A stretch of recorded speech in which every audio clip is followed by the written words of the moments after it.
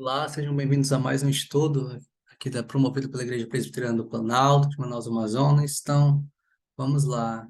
Bem-vindos aí ao pessoal da igreja e aos irmãos que foram convidados a estar assistindo esse vídeo. Então, para quem está chegando agora, esse é o segundo vídeo, né, de uma segunda aula, baseado no livro Entendendo o que é a Igreja, do reverendo Ronaldo Lidório. Não conhece o seminarista de Mateus? E vamos dar continuidade na aula de hoje. Como falei da última aula, né, para um melhor aproveitamento do nosso estudo, é bom que os irmãos aí separem material para anotar questões e dúvidas, anotar palavras e conceitos principais, para que depois possamos estar conversando ou respondendo algumas perguntas ou pendências lá na igreja ou até aqui mesmo no canal. Então, também é recomendável que a gente esteja usando a Bíblia para nossa consulta, apesar de que os versículos principais aqui nós vamos estar tratando diretamente no slide. Na aula passada, nós falamos das características da igreja, que dizia a respeito da sua identidade, da sua natureza, da sua mensagem, do seu conteúdo de fé. Hoje nós vamos falar sobre alguns desses conteúdos de fé que são imprescindíveis para a igreja, aquilo que ela deve crer. Recapitulando, então, o que é a fé desta igreja? O que é o seu conteúdo de fé? O conteúdo de fé dessa igreja, quanto à sua fé, o que nós aprendemos na aula anterior é o seguinte, que a igreja deve crer e seguir o que dizem as Escrituras. Segundo o nosso catecismo, nós acreditamos que as Escrituras são a nossa única e infalível regra de fé e de prática. Então, o que que nós devemos crer? O que que é o material da nossa fé? A Bíblia, as Escrituras, formadas por seus 66 livros, contando os livros do Antigo Testamento e do Novo Testamento. Nós, quando estamos com as Bíblias nas mãos, nós vimos que a Bíblia é a própria palavra de Deus, que essa palavra de Deus é uma palavra inspirada, inerrante e revelada pelo próprio Deus para o nosso conhecimento, para o nosso arrependimento e para a nossa obediência. Então, quando se trata de quanto à fé, nós conseguimos resumir ou elaborar certos conceitos e para o nosso aprendizado. E dentre esses, vamos ver quatro hoje. Quatro conceitos, doutrinas fundamentais para o exercício da nossa fé, para nós também como igreja. Então, acompanhe comigo. A partir daqui já damos início ao nosso conteúdo de hoje. Um dos assuntos básicos que nós veremos hoje é sobre Deus, sobre a criação, sobre o pecado e queda e sobre Jesus Cristo. Ainda que seja bem introdutório os tópicos que vamos abordar aqui, já serve e já deve nos nortear para aquilo que é a matéria da nossa fé, para aquilo que é o fundamento da fé reformada, da fé evangélica. Então, os irmãos acompanhem atentamente. Aí, primeiro assunto, ou primeiro tema que é central, é que a igreja deve crer em Deus. Parece muito óbvio falar isso, né? Mas quando a gente começa a entender o que está por trás disso, ou que Deus é esse, que não é um Deus da nossa própria mente, não é um Deus inventado por homens, mas é o Deus da palavra. É interessante notar que esse Deus, ele subsiste em Deus Pai, Deus Filho e Deus Espírito Santo, ou seja, o Deus que a igreja crê, o Deus que a Bíblia afirma, é o Deus triuno, é o Deus da Trindade, é o Deus que subsiste em três pessoas distintas, como eu falei, Deus Pai, Deus Filho e Deus Espírito Santo. Em segundo ponto, que é muito importante também, que somente este Deus é o único Deus verdadeiro e criador de todas as coisas. Ainda que muitas religiões existam em nossos dias, que a gente fique tentado em acreditar que, ainda que pensemos diferente, só um Deus existe. A verdade é que, de fato, só um Deus existe, mas ele se manifesta conforme a sua palavra. E esse Deus é triuno, como eu havia dito. É interessante notar que nosso Deus também é um Deus soberano, onisciente, onipresente e onipotente, ou seja, ele está acima da sua criação. Está muito acima daquilo que nós conseguimos imaginar e conceber, porque ele é onisciente, ele sabe de todas as coisas, ele é onipresente, ele está em todo lugar. Ele é um Deus onipotente, ou seja, um Deus todo-poderoso. Não há como medir ou comparar o seu poder, porque ele está acima de tudo. Mas esse mesmo Deus, que é o soberano, onisciente, onipresente, onipotente, ele também é um Deus cheio de amor, é um Deus cheio de graça, é um Deus que é justo, ele não pratica injustiça. Ele é um Deus que é reto em seus preceitos, em aquilo que ele faz, aquilo que ele fez, aquilo que ele se propõe a fazer. Ou seja, ainda que seja um Deus acima de todas as coisas, ele não é um Deus tirano, mas é um Deus cheio de amor, cheio de graça, cheio de justiça, cheio de bondade para com a sua criação. Ou seja, quando a gente se trata de matéria de fé da igreja, quanto à sua fé, a igreja deve crer em Deus, em um único Deus verdadeiro, que subsiste em três pessoas distintas, ou seja, o Pai, o Filho e o Espírito Santo. Que esse Deus ele é soberano, onisciente, onipresente e onipotente. Que abaixo tem alguns versículos-chave, né, para a gente se embasar mais nessas afirmações. Vamos ter dois versículos, dois trechos das Escrituras. O primeiro se encontra em 1 Crônicas, capítulo 29, do verso 11 ao verso 14, e assim diz o rei Davi: Teu, Senhor, é o poder, a grandeza, a honra, a vitória e a majestade. Porque teu é tudo quanto há nos céus e na terra. Teu, Senhor, é o reino, e tu exaltar-te por chefe sobre todos. Riquezas e glória vêm de ti. Tu dominas sobre tudo. Na tua mão a força e o poder.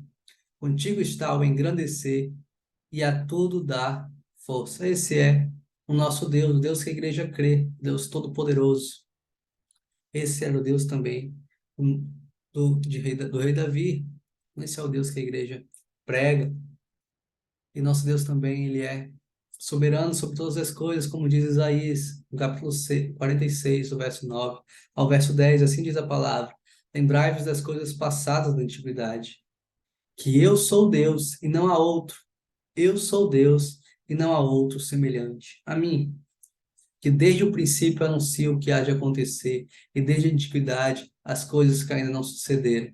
Que digo, o meu conselho permanecerá de pé, farei toda a minha vontade. Imagina só, né? Esse é o Deus que nós adoramos. Esse é o Deus que nós cultuamos domingo após domingo. Esse é o nosso Deus, um Deus que a igreja deve crer. Não um Deus criado, um fruto da sua própria mente, da sua própria imaginação, seu próprio achar, seu próprio querer. Vamos prosseguir ao nosso próximo tópico, que é a criação. A igreja deve crer na criação deste Deus que criou todas as coisas. E assim diz: o homem e toda a criação foram feitos para a glória do próprio Deus. E tudo que esse Deus fez, e tudo que Deus criou, era bom.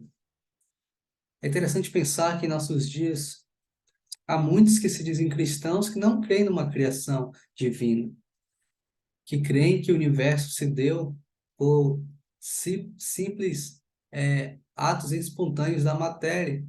Mas a palavra de Deus não nos ensina isso. Por isso a igreja deve crer na criação, que o homem foi criado, que todas as coisas foram criadas para a glória desse próprio Deus. Ou seja, a criação é carregada de propósitos. Vejamos, Deus encarregou o homem de sua criação para que dela cuidasse e o criou para com ele se relacionar. Deus nos criou não para vivermos de nossa própria maneira, não para tratarmos a criação, a natureza da nossa própria maneira, mas Deus nos criou para cuidarmos do mundo feito por Ele, mas também para que nós nos relacionássemos com Ele. Então, se engana as pessoas que pensam Deus criou o mundo e nos deixou ao léu. Não, muito pelo contrário, Deus nos criou, como nós veremos, a sua própria imagem e semelhança. E assim diz em Gênesis capítulo 1, do verso 26 ao verso 27. Também disse Deus: façamos o homem à nossa imagem, conforme a nossa semelhança. Tenha ele domínio sobre os peixes do mar, sobre as aves dos céus, sobre os animais domésticos, sobre toda a terra e sobre todos os répteis que rastejam pela terra. criou Deus, pois o homem é sua imagem. A imagem de Deus os criou, homem e mulher os criou. É interessante também pensarmos, meus irmãos, que na medida que nós vamos conhecendo a Bíblia, à medida que vamos estudando certas doutrinas da igreja, ainda que de contato, ainda que no primeiro contato a gente tenha ideia de que alguns versículos estejam falando alguma coisa, é bem certo que eles influenciam ou são carregados de muitas mais informações na medida que nós vamos nos aprofundando deles. E uma dessas está aqui nesse último verso que nós lemos. É interessante notar que, apesar de do que a ciência tenta dizer, do que o progressismo tenta dizer, a própria palavra de Deus diz que Deus criou o homem à sua imagem, a imagem de Deus os criou. Então Deus diz aqui que homem e mulher os criou, somente dois gêneros. E por isso que a igreja deve crer na criação, como ela é relatada na Bíblia, que Deus criou todas as coisas para o louvor da sua glória. Essa é a matéria de fé da igreja. Em terceiro lugar, e de uma maneira muito triste, a maior tragédia, sem dúvida, da história da humanidade, é o fato que o homem caiu e pecou contra o Senhor. Adão e Eva caíram em pecado e com eles toda a humanidade, porque Adão, como vemos na Bíblia, ele é o representante de toda a raça humana. Isso é matéria de fé, nós devemos crer nisso. A nossa fé só faz sentido se cremos nesses tópicos. Por isso, assim, todos carecem do perdão de Deus. Interessante pensar que eu também, o pecado afetou todas as áreas da vida humana e da natureza. Principalmente, separou o homem de Deus. Ou seja, o pecado ele não só afetou a nossa área de relacionamento com o Senhor, mas ele estragou, ele contaminou todas as áreas da nossa vida, ou seja, a nosso relacionamento com Deus, nosso relacionamento com o próximo, nosso relacionamento conosco mesmo. Por isso, meus irmãos, o resultado do pecado é a morte eterna. O pecado destruiu todo o nosso bom senso, toda a nossa razão, nossa intelectualidade, a nossa vida física também, nossas aptidões físicas, mas, sobretudo, a nossa vida espiritual. E o seu resultado é nada mais, nada menos do que a morte eterna. E assim diz em Romanos, capítulo 5, verso 12. Portanto, assim como por um só homem, ou seja, Adão, entrou o pecado no mundo, e pelo pecado a morte, assim também a morte passou a todos os homens, porque todos pecaram. Essa matéria de fé que a igreja deve professar relacionada à queda e ao pecado é muito importante para nossa compreensão nos nossos dias, porque é bem fácil observar que muitas igrejas já abandonaram tal doutrina. Poucas vezes, ou em poucos lugares, se fala hoje sobre o pecado, sobre a queda do homem. A ideia que hoje se dá, ou que se está em moda, vamos dizer assim, é que o homem nasce bom, mas a sociedade que o corrompe. Mas a palavra de Deus ela traz outra ideia. Ela traz que o homem está morto, quedado no pecado, porque todos os homens pecaram, ou seja, todos os homens pecaram, então também sobre eles está a sentença de morte.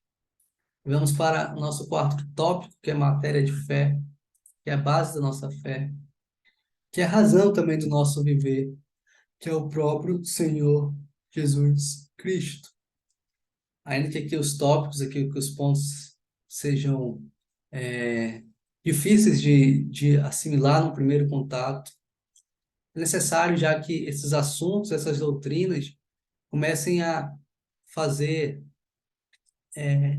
vamos dizer assim, efeitos já na nossa compreensão de enxergar o mundo, enxergar a palavra de Deus. O primeiro ponto que nós vamos ver sobre Jesus Cristo é que Jesus Cristo, ele é completamente Deus e completamente homem. Essa é uma doutrina basilar do Evangelho. Essa é uma doutrina fundamental para compreendermos o Evangelho. Que o Verbo encarnado, ou seja, o Senhor Jesus Cristo, sempre foi Deus.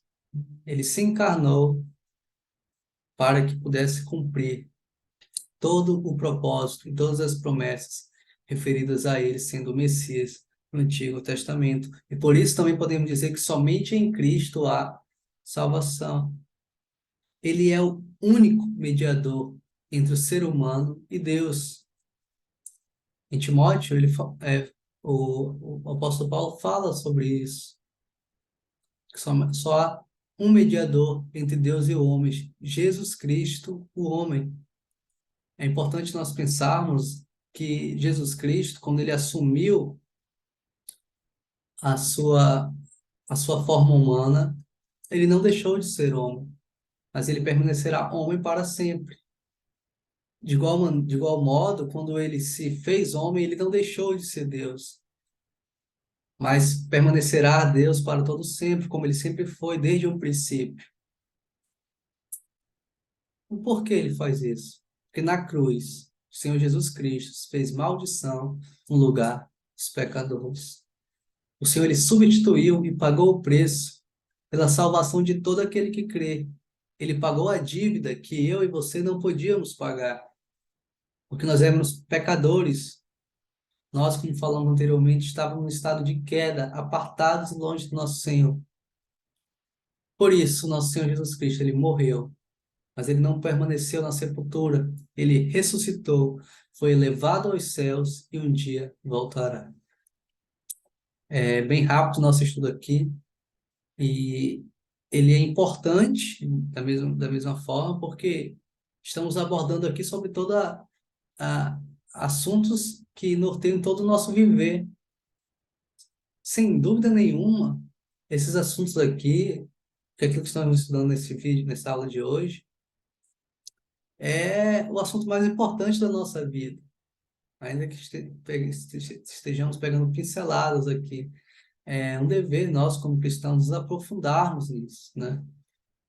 Por isso é tão especial e tão importante estes vídeos aqui, tanto para os membros que estão chegando agora, como para aqueles também que já estão há um bom tempo na igreja. É sempre bom nós estarmos reafirmando a nossa fé nessas bases, que são, de fato, o Evangelho apostólico. Vejamos uns versículos aqui que falam sobre nossa fé no nosso Senhor Jesus Cristo. Aqui em João, capítulo 1, do verso 1 ao 4, no qual o apóstolo que vai falar sobre este verbo, sobre Jesus Cristo. No princípio era o verbo, e o verbo estava com Deus, ou seja, o Senhor Jesus Cristo. E o verbo era Deus, o Senhor Jesus Cristo é Deus. Interessante, né? Ainda que muitos digam que Jesus Cristo não passava de um profeta, que Jesus Cristo era um anjo, ou que Jesus Cristo era um homem muito acima dos demais, mas a palavra do Senhor Deus, que é a nossa regra de fé e prática, diz que ele é o próprio Deus, que ele estava no princípio de todas as coisas com Deus. E diz muito mais, que todas as coisas foram feitas por intermédio dele, e sem ele nada do que foi feito se fez. E a vida estava nele, e a vida era a luz dos homens. Esse é o relato de João no seu evangelho, no evangelho de Jesus Cristo, segundo o que ele havia visto e testemunhado. É muito profundo essas declarações. Deve também trazer muito entendimento a nós a respeito do nosso Senhor Jesus. Em Isaías também vai falar sobre o sofrimento de Cristo. Por que ele teve que sofrer? E olha o que diz a palavra.